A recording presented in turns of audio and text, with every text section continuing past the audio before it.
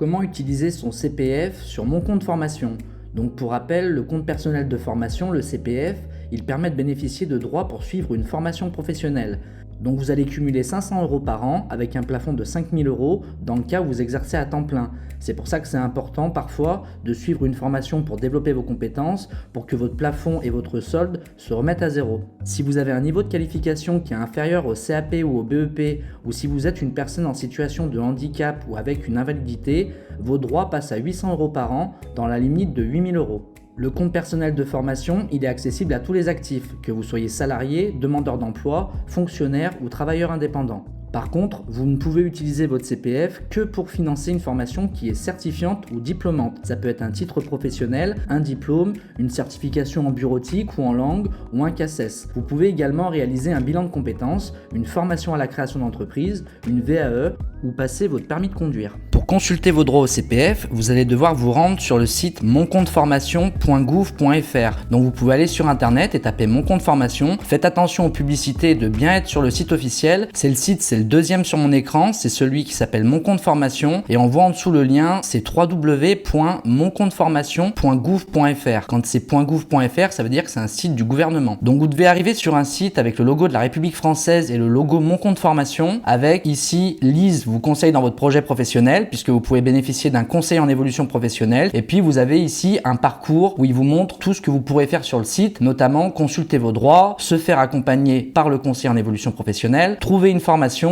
bénéficier des aides au financement, suivre une formation, donc retrouver ses dossiers et obtenir sa certification. Donc vérifiez bien que vous êtes sur le site officiel. Pour accéder à votre compte, vous allez pouvoir cliquer sur s'identifier en haut à droite et si vous en êtes jamais servi, vous allez pouvoir créer un compte. Peut-être que vous avez déjà un jour suivi une formation ou peut-être qu'avec Pôle emploi, on vous a déjà créé un compte et que vous n'avez pas le souvenir, que vous avez peut-être plus le mot de passe. Le plus simple quand c'est comme ça, c'est de créer un compte puisque vous pouvez pas avoir de compte. Comme c'est basé sur votre numéro de sécurité sociale, si vous n'êtes pas sûr d'avoir un compte ou non, en créant un compte, il va vous bloquer. Il va vous dire ce compte existe déjà, il vous proposera de vous connecter et vous pourrez mettre mot de passe oublié. Il vous renverra sur votre adresse email un lien pour aller changer votre mot de passe et vous connecter. Donc rassurez-vous, vous pouvez pas avoir deux comptes. Donc soit vous avez déjà vos identifiants, vous êtes déjà connecté et donc vous allez pouvoir vous connecter soit avec vos identifiants, c'est-à-dire numéro de sécurité sociale et mot de passe, soit avec France Connect Plus. Donc France Connect Plus, c'est une solution qui est proposée par l'État pour simplifier et sécuriser la connexion au service en ligne. Donc il y a France Connect et France Connect Plus. Donc France Connect Plus, ça vous demande de créer une identité numérique. Il faut dire qu'il y a eu beaucoup d'abus sur le compte formation, sur le CPF. Donc ils ont renforcé la sécurité. Si vous avez besoin de vous connecter et que vous n'avez pas envie de créer votre identité numérique, dans la description de la vidéo, je vous mettrai mon email. Vous pouvez m'envoyer un email en m'expliquant votre situation. Moi, en tant qu'organisme de formation, je connais le process. On peut s'inscrire sur mon compte formation sans créer d'identité numérique. Il y a un formulaire à remplir et à envoyer. Vous pouvez me contacter par email, je vous l'enverrai. Donc, si vous devez créer votre compte, vous allez devoir commencer par renseigner votre numéro de sécurité sociale et votre nom de naissance. Donc, je vais le faire pour l'exemple. Vous devrez ensuite renseigner votre numéro de téléphone, soit fixe ou mobile.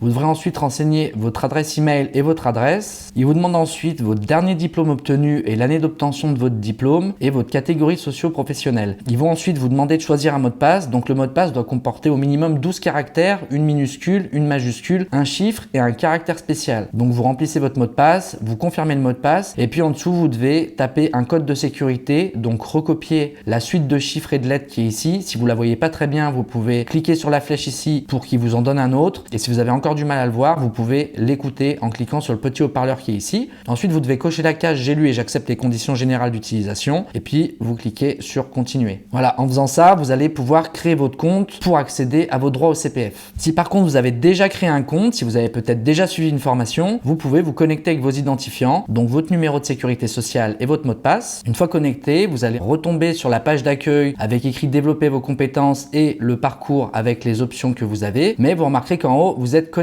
à votre compte. Ici, vous avez un menu qui correspond aux mêmes catégories que vous retrouvez dans le parcours, mais vous pouvez consulter vos droits aux formations, c'est-à-dire combien de droits vous avez cumulés au fil de vos années d'exercice professionnel. Vous pouvez rechercher une formation, donc vous aurez toutes les formations auxquelles vous pouvez participer avec votre compte personnel de formation, avec votre CPF, et vous pourrez vous inscrire directement. Quand vous êtes inscrit à une formation, vous retrouverez ici vos dossiers de formation, donc les formations que vous avez déjà suivies ou les dossiers qui sont en cours et qui ont besoin besoin notamment d'être traités par Pôle emploi. Ici, vous pouvez retrouver des conseils professionnels et puis aussi un accès pour les élus. Donc, on va commencer par regarder les droits à la formation. Vous retrouverez ici tous les droits que vous avez actuellement sur votre compte. Vous pouvez aussi cliquer sur consulter l'historique et en consultant l'historique, vous verrez toutes les transactions qui ont été effectuées sur votre compte, que ce soit quand vous avez participé à une formation, mais également toutes les fois où en fait vous avez cotisé. Donc à chaque activité professionnelle, au mois d'avril environ, votre employeur a dû saisir des informations et vos droits ont été ajoutés directement. Donc si par exemple moi je clique ici, je peux voir que j'ai cette entreprise là qui pour telle période travaillée m'a ajouté 41,20 €. Donc vous pouvez redescendre tout l'historique. Il se peut qu'à un moment vous voyez apparaître CIF ou DIF avec une conversion d'un nombre d'heures, par exemple 15 heures, en un montant en euros. C'est qu'en fait quand ils ont mis en place le dispositif du compte personnel de formation, il y avait déjà un dispositif existant qui avant s'appelait le congé individuel de formation ou le droit individuel à la formation, et c'est en 2017 il me semble, c'est pour ça que ça commence à 2017, ils ont converti les droits en heures de chaque personne en montant en euros. Ça permettait de rendre les choses plus simples puisque avec un montant en heures quand on suit une formation, c'est pas toujours la même facturation, c'est pas toujours le même tarif, donc au moins en mettant un montant en euros, c'était plus simple pour tout le monde. Donc normalement la conversion, on a déjà dû vous proposer de la faire. Si c'est pas encore déjà fait, vous pouvez sans doute contacter le support client, mais normalement ça s'est fait tout seul. Donc voilà pour la partie où vous pouvez consulter vos droits à la formation. Ensuite, on vous propose de rechercher une formation, donc soit ici, soit en haut. Quand vous allez rechercher une formation, vous pouvez taper le nom, par exemple si vous cherchez une formation de secrétariat, vous tapez le mot-clé et vous allez avoir les différents types de secteurs d'activité en lien avec le secrétariat. Donc par exemple, je mets secrétariat administratif et je vais cliquer sur la petite loupe pour rechercher. Ils vont vous proposer deux options. Est-ce que vous voulez suivre une formation en présentiel, c'est-à-dire dans une salle, ou est-ce que vous voulez la suivre à distance? Selon les formations, des fois, elles sont proposées dans les deux formats. Il y a aussi des formations qui sont proposées que en présentiel et d'autres formations qui sont proposées seulement à distance. À vous de voir dans quel format vous préférez suivre votre formation. Des fois, c'est très pratique de pouvoir suivre une formation à distance, mais c'est bien aussi de pouvoir aller dans une salle avec un groupe, avec une dynamique collective, mais ça demande des fois des frais associés, de se déplacer, alors qu'à distance, c'est souvent des formations que vous pouvez suivre depuis chez vous et à votre rythme. Donc si par exemple, pour l'exemple, je prends en présentiel, ici, je vais taper une ville ou un code postal et puis on voit qu'on peut choisir un rayon. Donc si par exemple, je tape Lyon, il me demande un code postal, je vais mettre à 10 km et je vais cliquer sur voir les résultats. Ici, vous allez voir toutes les formations en lien avec le secrétariat administratif qui sont proposées sur Lyon. À chaque fois, vous verrez le nom de la formation, le centre de formation qui propose la formation, vous verrez également le tarif et le lieu. En dessous, vous verrez écrit des termes comme TP, employé administratif et d'accueil. TP, ça veut dire titre professionnel. Et puis des fois, vous verrez certification ou d'autres mentions. C'est parce que les formations qui sont éligibles au CPF doivent absolument être soit certifiantes, donc proposer une certification, soit être diplômantes, c'est-à-dire qu'elles doivent être qualifiantes et vous proposer un diplôme à la sortie. Il y a des exceptions, comme par exemple le bilan de compétences, les actions de création d'entreprise et puis le permis de conduire, mais sinon vous retrouverez que des formations qui sont certifiantes et qualifiantes, donc c'est pour ça que vous verrez ces termes. Je vais prendre l'exemple de l'AFPA, par exemple ici, employé administratif et d'accueil. Si je clique dessus, je vois qu'il y a deux sessions disponibles, la prochaine du 7 janvier au 13 juin, donc la date de début et la date de fin, et là on a plusieurs informations. Donc on voit qu'il y a plusieurs rythmes possibles, notamment qu'ils doivent le proposer à distance et en présentiel par exemple. Vous pouvez voir la description détaillée de la formation, le contenu, les objectifs, la certification et les métiers accessibles avec cette formation, le détail du financement, c'est-à-dire combien coûte la formation, frais d'examen inclus, et vous voyez qu'il vous met en déduction vos droits à la formation. C'est-à-dire que si par exemple moi j'avais 2000 € sur mon compte CPF, ils auraient mis 5558 moins 2000, il y aurait un reste à payer de 3558 € que je pourrais soit payer par carte bancaire, soit ensuite voir avec mon conseiller Pôle emploi notamment pour utiliser d'autres dispositifs, notamment l'aide individuelle à la formation, pour pouvoir financer le reste à charge et que la formation soit prise en charge à 100%. Le plus simple, c'est toujours de voir avec votre conseiller France Travail. Lui, il pourra vous aider, que ce soit pour constituer votre dossier et également pour solliciter les différents financements pour vous permettre d'accéder à la formation avec les différents financements qui existent. On voit ensuite les informations utiles, notamment le lieu. On peut voir ici les informations pratiques, les modalités d'inscription et puis comment ça se passe à la sortie de la formation. Si on va un petit peu plus dans le détail, si je vais par exemple sur la description de la formation, ici on va voir les objectifs pédagogiques, donc réaliser les travaux administratifs courants d'une structure, présenter et mettre en forme des documents professionnels à l'aide d'un traitement de texte. Donc vous verrez les objectifs de la formation, vous verrez les points forts de cette formation, par exemple le titre professionnel garantit une véritable qualification au même titre qu'un diplôme, dont les titres professionnels c'est des équivalents, par exemple un titre professionnel qui a un niveau bac+2 vous donnera le même niveau de qualification qu'un BTS. On voit également le contenu, donc la formation se compose de 3 modules avec une période en entreprise, donc ici vous aurez le programme pédagogique de la formation, les résultats attendus ce sera la certification que vous obtiendrez, le diplôme que vous aurez après la formation, et on voit également dans quelle langue la formation peut être suivie. Il y a des formations qui peuvent être suivies également en anglais. Si je vais dans la partie certification certifications et métiers accessibles, j'ai des informations sur le niveau de sortie du diplôme. Donc niveau 3, ça correspond à un CAP BEP. La date de fin de validité, c'est qu'en fait, les certifications, elles doivent être mises à jour tous les 5 ans. Donc ça vous concerne pas, c'est que tous les 5 ans, ils vont mettre à jour la formation et c'est à l'organisme qui la propose de faire la mise à jour pour que la formation soit toujours valide. Mais ça ne veut pas dire que la formation, dans le cas présent, est plus valide après 2025. Vous, votre diplôme, il est valide à vie. C'est simplement qu'eux, ils vont devoir procéder à des mises à jour, notamment sur le site de France Compétences. Si vous voulez avoir toutes les informations sur une certification, vous pouvez cliquer sur le lien, voir la fiche de France Compétences. Si je le fais pour l'exemple, France Compétences, c'est l'organisme qui gère toute la certification professionnelle, l'apprentissage, et dessus, vous retrouverez le code RNCP, donc le répertoire national de la certification professionnelle. Ça vous permet de voir le format code, c'est-à-dire les métiers qui sont associés à la formation. Vous verrez les centres et les organismes qui le proposent. Donc là, c'est directement l'État. Donc si un jour vous voulez suivre une formation, vous pouvez aller sur France Compétences pour vérifier que l'organisme il est sérieux et que la formation elle est réellement certifiante. Vous pouvez vérifier directement. Il y a un résumé de la certification, les activités que vous allez apprendre dans la formation, la durée de l'examen. C'est ce qui peut être intéressant, c'est de voir comment vous allez être évalué à la fin. Est-ce que c'est un entretien oral? Est-ce que c'est un entretien final devant un jury? Est-ce qu'il y a une mise en situation écrite? Là par exemple, il y a une mise en situation professionnelle, il y a une mise en situation écrite et puis il y a un entretien final. Donc vous aurez toutes les informations officielles, les blocs de compétences. Donc si vous voulez vraiment être impliqué dans votre formation, ça peut être bien d'aller sur le site de France Compétences pour vraiment avoir toutes les informations sur la formation dans laquelle vous allez vous engager, comment ça va se passer, comment vous allez être évalué, quel est le programme et vous assurer du sérieux et des débouchés aussi de la formation que vous allez suivre. Donc si je reviens sur mon compte formation, on peut voir également les métiers accessibles avec cette certification. Donc ça vous donne des informations sur les métiers. Vous pouvez aller voir si ça vous intéresse. Quand je descends un peu plus bas sur la page de la formation, dans la partie info pratique, ce qui est intéressant, c'est que vous allez voir le responsable, donc la personne qui gère les admissions de la formation, avec en général son mail et parfois son numéro de téléphone. C'est pratique parce que si vous avez des questions, vous pouvez contacter la personne et elle pourra également vous aider à procéder à votre inscription. Ils sont experts de ce qu'ils proposent, donc ils connaissent les processus. Donc si vous avez des questions, si vous n'êtes pas sûr avant de vous inscrire, de vous engager, vous pouvez voir à la fois avec votre conseiller France Travail, mais vous pouvez voir également avec la personne qui va être en charge de gérer la formation. Vous pouvez voir le lien de la formation sur le site internet de l'organisme. Donc si vous voulez voir comment eux, ils détaillent aussi le parcours qu'ils proposent, vous pouvez aller directement sur leur site. On peut voir le transport, donc si le centre de formation il est accessible par transport en commun, s'il y a un parking, s'il y a un service de restauration, s'il y a un service d'hébergement. Donc vous aurez toutes les informations pratiques sur la formation que vous voulez suivre. Et enfin, vous avez les modalités d'inscription. Donc des fois, vous allez avoir plusieurs modalités possibles. Là, ils n'ont pas mis de précision, mais vous pourrez voir, des fois, c'est écrit sur dossier, sur concours, après entretien professionnel d'admission, des choses comme ça. Et vous pouvez voir les conditions spécifiques et les prérequis. Par exemple, pour suivre une formation d'un niveau bac plus 2, ils vont peut-être vous demander d'avoir un niveau bac ou un équivalent du niveau bac. Donc là, ils disent, pour pouvoir suivre la formation dans de bonnes conditions, il faut savoir lire, écrire et compter. On peut aussi vous mettre qu'il faut savoir maîtriser certains logiciels informatiques, des choses comme ça. Donc prenez le temps d'aller voir tous les détails avant de vous inscrire dans votre formation, ne serait-ce que pour savoir dans quoi vous vous engagez. Et puis si vous voulez solliciter France Travail ou le Conseil général pour avoir un financement, et ben plus vous avez d'informations, plus vous vous êtes renseigné et plus vous paraissez sérieux avant d'aller voir votre conseiller. Si vous arrivez devant votre conseiller France Travail et que vous dites je veux suivre une formation, vous apparaissez comme une personne qui se laisse un peu porter et qui suit une formation parce qu'il a vu de la lumière. Si par contre vous arrivez en disant voilà, je veux me reconvertir dans le secrétariat, j'ai regardé sur le site du CPF, sur mon compte formation, les différentes formations qui existent et j'ai vu qu'il y avait 3 ou 4 organismes qui proposaient la formation. Voici les prix. Moi, par rapport à la distance et à la formation que je voudrais suivre, au programme qui est proposé, je préférais travailler avec cet organisme. La problématique, c'est que le tarif est de tel montant, qu'il me reste tant d'argent sur mon compte CPF et que je voulais voir avec vous si c'était possible d'avoir un financement pour compléter l'inscription à la formation. À tout de suite, vous apparaissez comme quelqu'un de beaucoup plus motivé, qui a fait ses recherches de son côté, qui sait ce qu'il veut, qui sait ce qu'il recherche.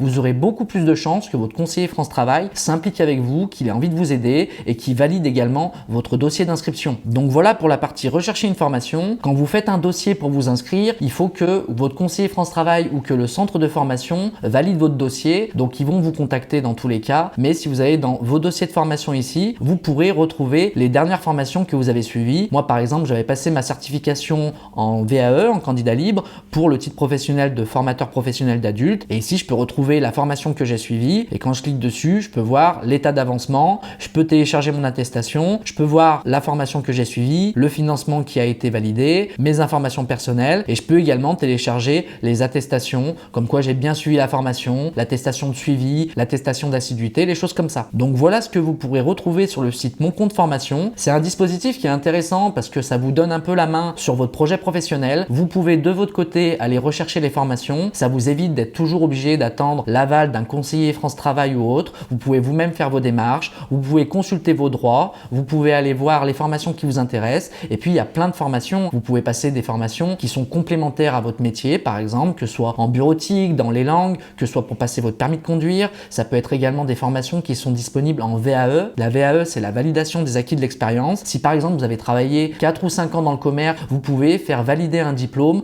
en passant la formation en VAE, c'est-à-dire en candidat libre. Vous aurez un dossier à monter, vous pouvez demander un accompagnement dans cette VAE là, mais vous pouvez accéder au même niveau de certification sans retourner 6 mois ou 1 an en centre pour vous former. Le but, c'est de montrer que vous avez l'expérience professionnelle et que dans votre expérience, vous avez validé les compétences nécessaires pour avoir la certification. Et donc, il y a plein de dispositifs comme ça. Vous avez également le bilan de compétences, vous avez les actions de création et de reprise d'entreprise, vous avez les permis de conduire. Donc, il y a différents types de formations, des formations courtes, des formations longues, des certifications comme des certifications en bureautique. Donc, vous avez vraiment la main pour aller faire vos recherches. Et même si vous êtes encore en poste, que vous prévoyez par exemple une reconversion professionnelle, vous pouvez déjà aller faire vos recherches de votre côté pour vous renseigner avant de changer de voie par exemple. Si on va sur la partie conseil professionnel, vous pouvez aussi trouver un conseiller en évolution professionnelle qui peut vous accompagner gratuitement dans votre projet. Donc, vous avez juste à mettre votre situation et votre localisation et puis on va vous dédier un conseiller en évolution professionnelle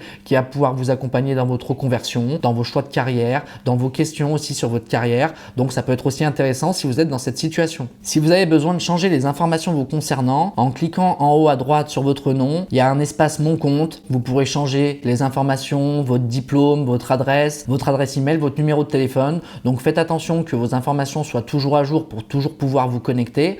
Mais de toute façon, votre compte, il est associé à votre numéro de sécurité sociale. Donc, on ne peut pas vous le prendre. Vous ne pouvez pas en avoir deux. Donc, vous arriverez toujours à retrouver votre compte en mettant mot de passe oublié avec votre numéro de sécurité sociale. Donc, voilà ce que je pouvais vous dire sur mon compte formation et comment vous pouvez utiliser vos droits au CPF pour suivre une formation et financer votre formation. Je vous souhaite une très bonne continuation dans votre carrière et votre projet professionnel et une bonne formation si vous décidez de suivre un nouveau parcours.